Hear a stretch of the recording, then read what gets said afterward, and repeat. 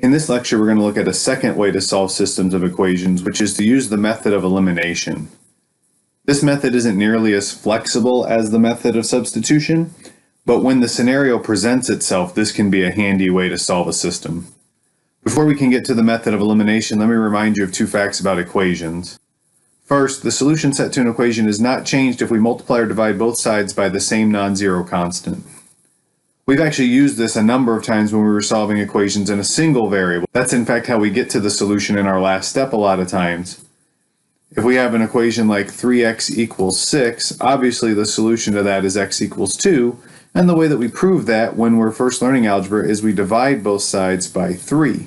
Dividing by 3 does not change the solution set. The solution is still x equals 2. It also works if you multiply. Suppose I start with a simple equation like 10x equals 50. The solution to that is x equals 5, because 10 times 5 is 50. If I were to multiply both sides of that equation by 2,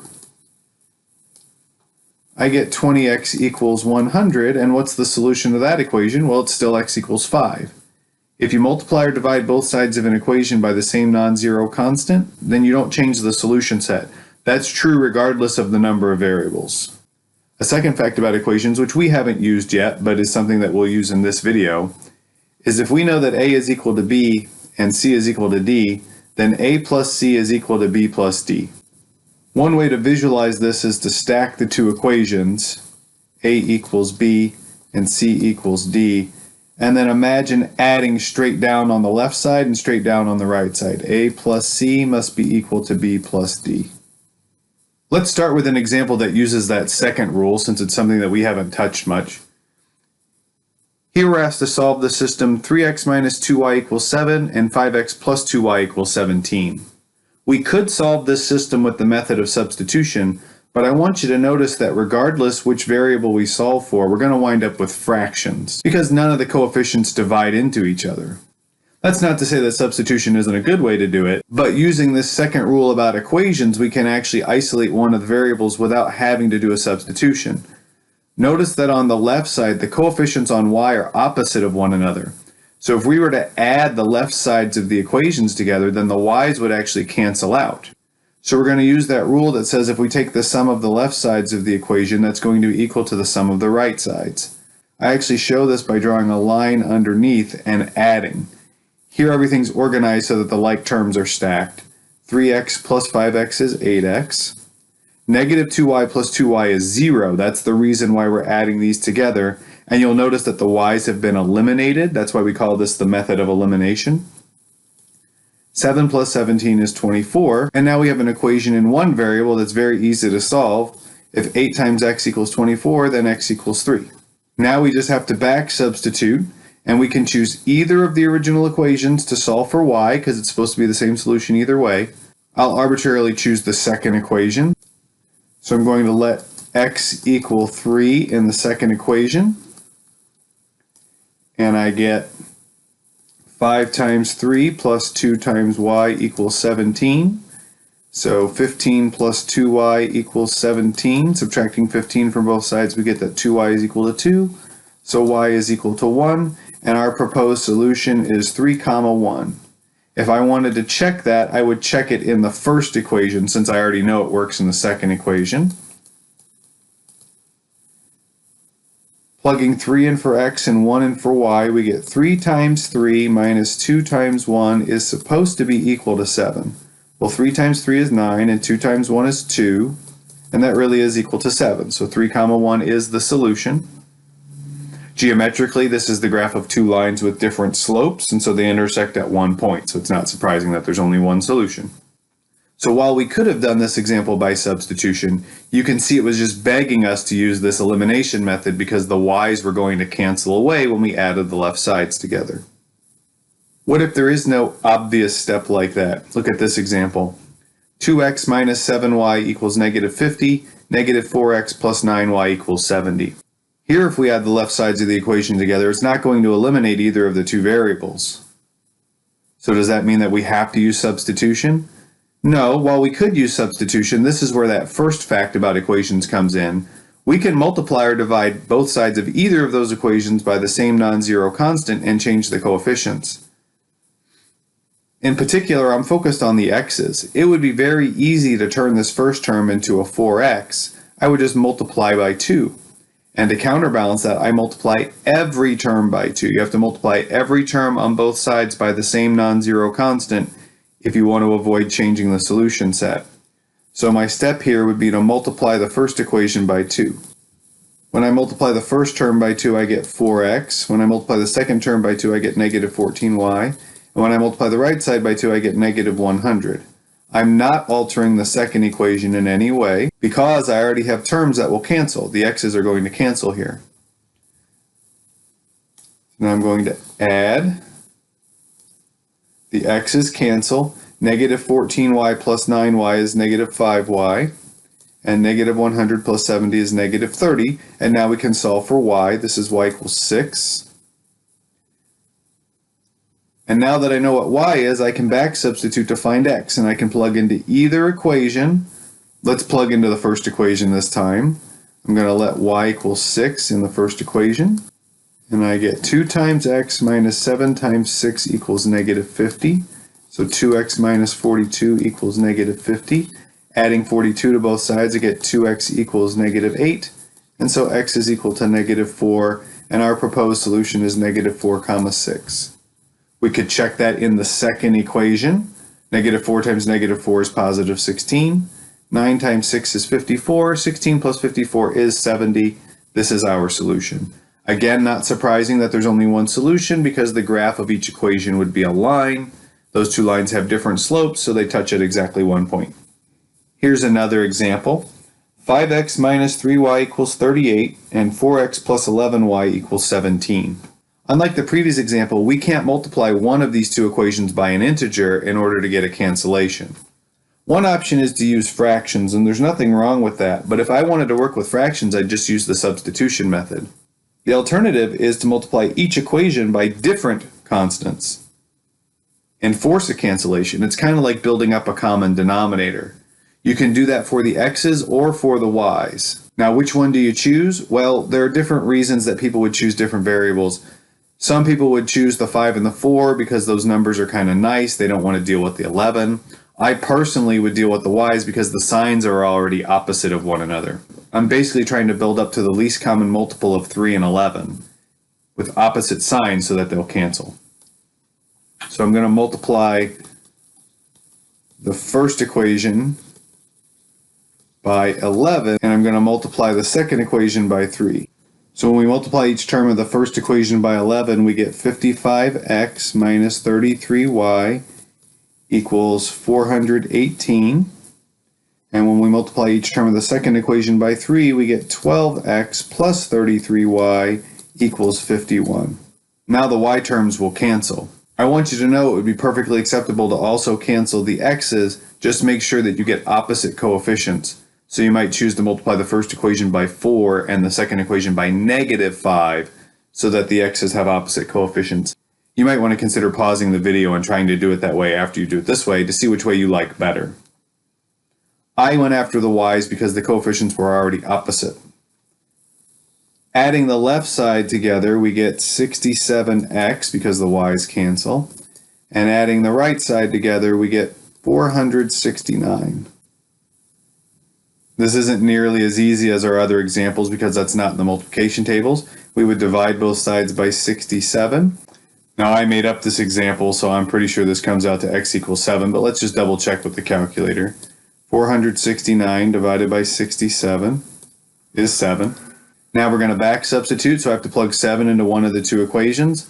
I would plug it into the second equation because all of the coefficients are positive. You might instead choose to plug it into the first because the number next to y is a little bit smaller. It's all a matter of taste. But if I let x equals 7 in the second equation, I get 4 times 7 plus 11 times y equals 17. So 28 plus 11y equals 17. So 11y equals negative 11, which means that y equals negative 1. So our solution is 7, negative 1. Checking that in the first equation, 5 times 7 is 35, negative 3 times negative 1 is positive 3, and 35 plus 3 is 38. Another example of two lines with different slopes intersecting at exactly 1 point.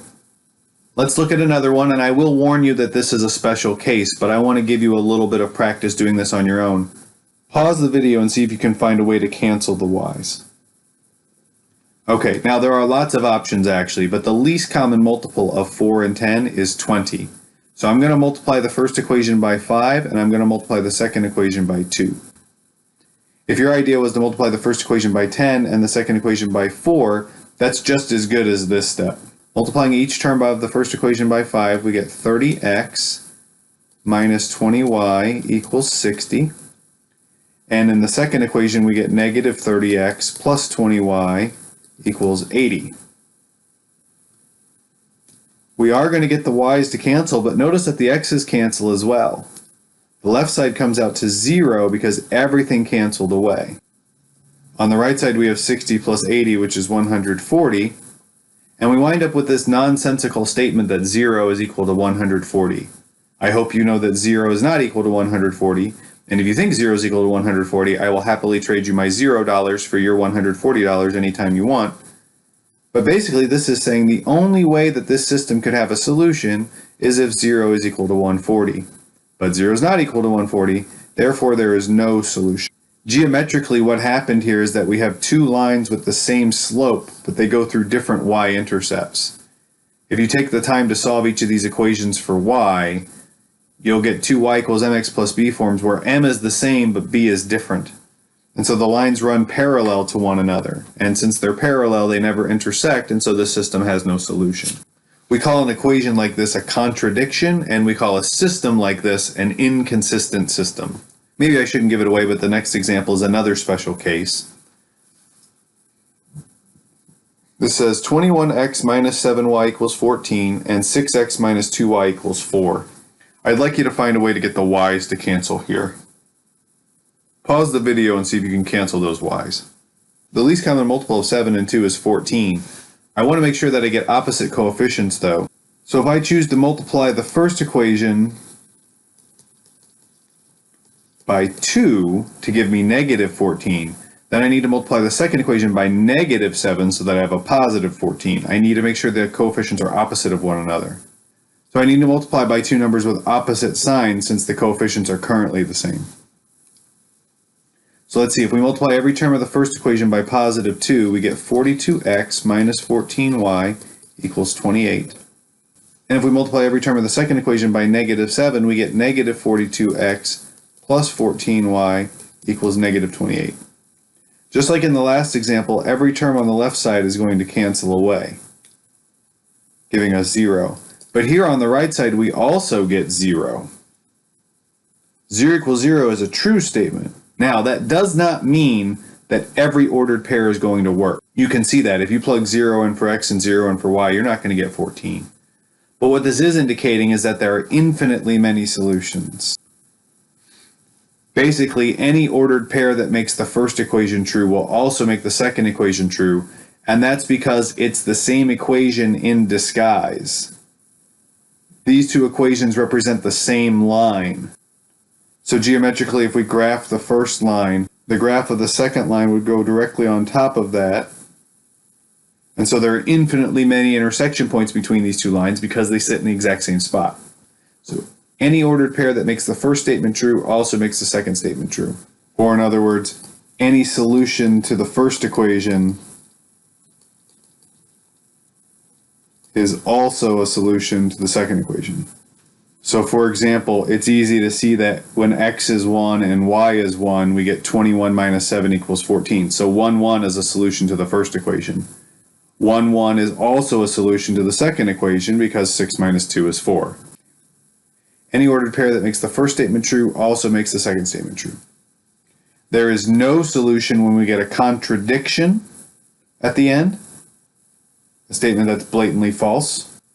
We have infinitely many solutions, a consistent dependent system, when we get an identity at the end, a statement which is always true. Enough of the linear examples, let's look at a nonlinear example. Here we've got some squares floating around. Solve the system 2x squared minus 3y squared equals negative 43, and 5x squared plus y squared equals 105. We could do this one by substitution. We saw an example like this before. You could subtract 5x squared from both sides in the second equation and get a substitution for y squared, but you can also do this by the elimination method. I want to get some of these variable terms to cancel away, and there are a couple of different ways to do that. I want you to think about how you might try to do that. Pause the video and see if you can force a cancellation. If you want to cancel the x's, that's not a bad idea. You could do that. Maybe you could multiply the first equation by 5 and the second equation by negative 2. But I'm focused on the y's because that only requires one multiplication. If I multiply the second equation by 3, then I can get the y squareds to cancel away. So that would be my step. So I'm not touching the first equation. 2x squared minus 3y squared equals negative 43. The second equation, I'm going to multiply everything by 3, and I get 15x squared plus 3y squared equals 315. Now we add 2x squared plus 15x squared is 17x squared. Negative 3y squared plus 3y squared is 0. That's why we multiplied the second equation by 3. And negative 43 plus 315 is 272. Now we divide both sides by 17 to solve for x squared. And I'm pretty sure this comes out to 16, but let me just check.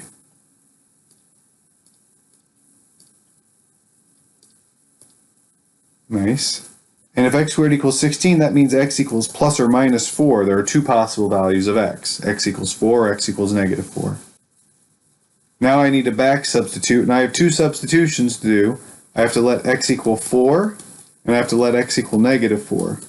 I'm going to do that in the second equation both times because this just has a singleton y squared in it, and I don't have to do a division step to go anywhere. 5 times 4 squared plus y squared equals 105. So that's 5 times 16, which is 80, plus y squared equals 105. So y squared equals 25. So y equals plus or minus 5. And so that's two solutions there. That's 4 comma 5 and 4 comma negative 5. Now we'll let x equal negative 4 in the second equation. And I hope you can see we're going to get the same y solutions here, because when we square negative 4, we're still going to get positive 16. So 5 times 16 is still 80, and we get the exact same y coordinates.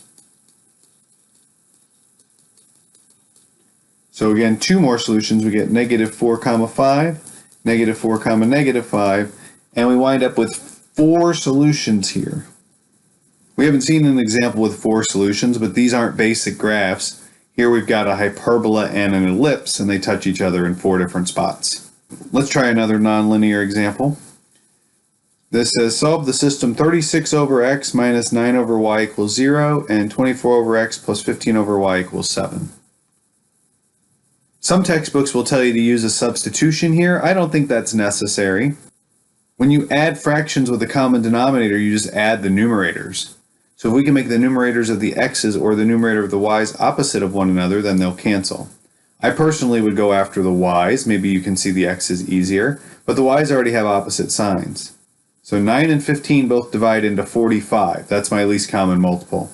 So I need to multiply the first equation by 5 and the second equation by 3.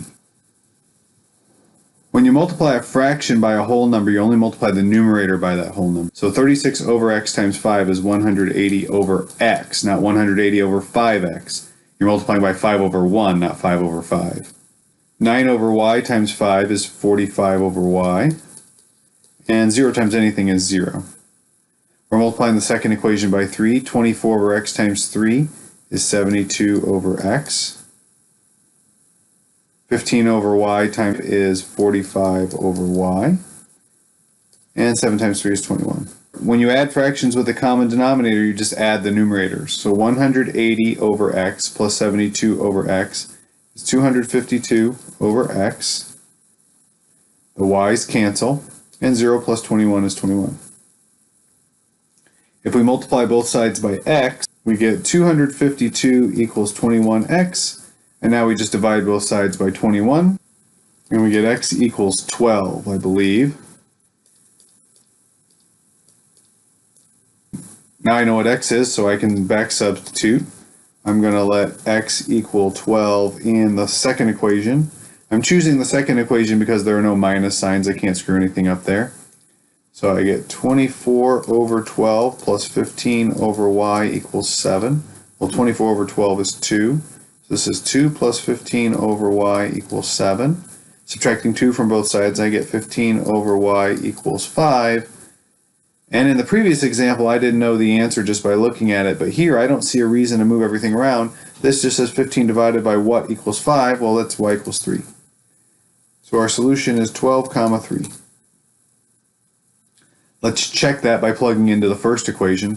36 over 12 is 3. 9 over 3 is also 3. 3 minus 3 really is 0. That's the solution. Okay, let's try some word problems. It says a manufacturing process involves a fixed cost and a variable cost. A fixed cost is like a one-time cost that you have to pay. It's like overhead. A variable cost is a cost to produce each unit. It varies because it depends on the number of units. If the total cost of producing 100 units is $725 and the total cost of producing 200 units is $1,375, find the fixed cost and the variable cost. Okay, let's start with a let statement here. I'm going to let X be the fixed cost, and I'm going to let Y be the variable cost. Nothing special about that order. We could have let X be the variable cost and Y be the fixed cost. I just chose this order because that's the way they were described in the problem. That's also the order that we were told to find them at the end. You can also use other symbols besides X and Y. I'm just an algebra person. That's the first thing that comes to mind. Let's see if we can set up a system of equations here. We're told that the total cost of producing 100 units is $725. So if we take the one-time fixed cost and add it to the cost of producing 100 units, which is 100 times Y, and that total cost is $725. See if you can do the same thing for the second scenario. We're told that the total cost of producing 200 units is $1,375, so the one-time fixed cost is not affected by the number of units, so that's just X again, plus 200 times Y, because we're producing 200 units, equals 1,375. And now we have a system of equations. Let me transfer this to another slide and we'll solve it. To solve this system, we can use either the substitution method or the elimination method. It would be easy to solve either equation for X, and that would make this a substitution problem. However, it's also going to be easy to eliminate the X's by multiplying either equation by -1. I would personally multiply the first equation by -1 so that my coefficient on Y winds up being positive, but you could do it either way. So when we multiply the first equation by -1, we get minus X minus 100Y equals negative 725. The second equation I'm not going to touch, so that the X's will cancel. Adding the left side, we get 100Y. Adding the right sides, we get 650. Dividing both sides by 100, we get Y equals 6.5. Now that we know Y, we can plug that back into either equation to get X. I'm going to let Y equal 6.5 in the first equation. I'm choosing the first equation because it has the smaller numbers. So I get X plus 100 times 6.5 equals 725. So X plus 650 equals 725. So X equals 75. A chemist needs to create 2 liters of a 30% acid, but only has a 50% acid and a 20% acid available. How many liters of each should she mix to create 2 liters of the desired concentration? So the chemist has 2 acids available, but one's too strong and one is too weak. So she's going to mix them together in order to create a 30% acid, something in the middle. And she needs to create 2 liters of it. The question is how many liters of each should she mix, so that tells me what the variables should be. I'm going to let X be the number of liters of the stronger one, which is the 50% concentration. And I'm going to let Y be the number of liters of the weaker one, the 20% concentration. One of the 2 equations I think is pretty straightforward. The number of liters of the stronger solution plus the number of liters of the weaker solution has to be the total number of liters, and we're told that she needs 2 liters total. So X plus Y must be equal to 2. The second one's a little more complicated. Rather than looking at the total number of liters, we're just going to look at the amount of acid that's included. So she's using X liters of a solution which is 50% acid. That means 50% of X is acid, and so the number of liters of acid in the first part is 0.5X. The second acid has a concentration of 20%, so the amount of acid contributed by the second solution is 20% of Y. That has to be equal to the total amount of acid in the final solution, and we know that the final solution is 2 liters of a 30% concentration. So we have to take 30% of 2. 30% of 2 is 0.3 times 2, which is 0.6. Here we can solve this by the substitution method by solving the first equation for either x or y, or you can solve this by the elimination method by multiplying by some decimal in order to cancel the x's or the y's. Pause the video and do it however you would. I'm going to tell you now that I'm going to do it by the elimination method since that's what this video is about. I can get the y's to cancel if I multiply every term of the first equation by negative 0.2. So that gives me negative 0.2x minus 0.2y equals negative 0.4. And the second equation I'm not going to change. 0.5x plus 0.2y equals 0.6. Adding the left sides together, the y's cancel and I get 0.3x. On the right side, I get negative 0.4 plus 0.6, which is 0.2. Dividing both sides by 0.3, I get x equals 0.2 over 0.3, but I can shift each of those decimal points over one spot. That gives me x equals 2/3. Now I can go back to either equation to solve for y. I hope you can see that it's going to be easier to solve for y in the first equation. So I'm going to let x equal 2/3 in the first equation, and I get 2/3 plus y equals 2. So I subtract 2/3 from both sides. Remember that when you subtract, you need a common denominator. 2 minus 2/3 is 6/3 minus 2/3, which is 4/3. So she's going to need 2/3 of a liter of the 50% acid and 4/3 of a liter of the 20% acid. Intuitively, it should make sense that she needs more of the 20% than the 50% because the concentration she's aiming for is closer to 20% than it is 50%. One more example. If an object is projected vertically upward from a location h feet above the ground with an initial velocity of v sub 0 feet per second, then its altitude a after t seconds is given by the formula a equals negative 16 t squared plus v sub 0 t plus h. This is a standard formula. We've actually seen it a couple times in this class already. Suppose an object is projected vertically so that after 2 seconds it is 96 feet in the air, and after 3 seconds it's only 46 feet in the air. So these two observations were made as this thing was falling down, because it's decreasing in altitude. Find the values of v sub 0 and h, that is, find the initial velocity and its initial height. Okay, how are we going to solve for v sub 0 and h? Well, that's two variables, so if we can come up with two equations with just those two variables, then we can solve the system. We can get our first equation by taking this first piece of information and substituting it into the formula. We're told that after 2 seconds the object is 96 feet in the air. That is, when t is 2, a is 96. So substituting those numbers into the formula, we get 96 equals negative 16 times 2 squared plus v sub 0 times 2 plus h. So 96 equals, let's see, negative 16 times 4 is negative 64 plus 2v sub 0 plus h. And just to make this look like the equations we've been dealing with all video, let me add that 64 to the other side. And we get 160 equals 2v sub 0 plus h. And now we have an equation with two variables. If we can come up with a second equation with two variables, then we can use the method from this video or the previous video to solve the system. So let me start with the same equation and dig up some more information here. Let's see, what else do we know? After 3 seconds, it's only 46 feet in the air because it's falling at this point. So when t equals 3, a equals 46. So 46 equals negative 16 times 3 squared plus v sub 0 times 3 plus h. 3 squared is 9, 9 times 16 is 144. So this is negative 144 plus 3v sub 0 plus h.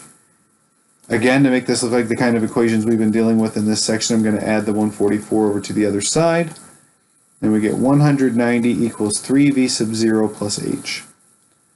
So our system is 2v sub 0 plus h equals 160 and 3v sub 0 plus h equals 190. You might be able to just look at this and tell what the solutions are. Maybe you would do this by substitution. I'm going to continue using this method of elimination.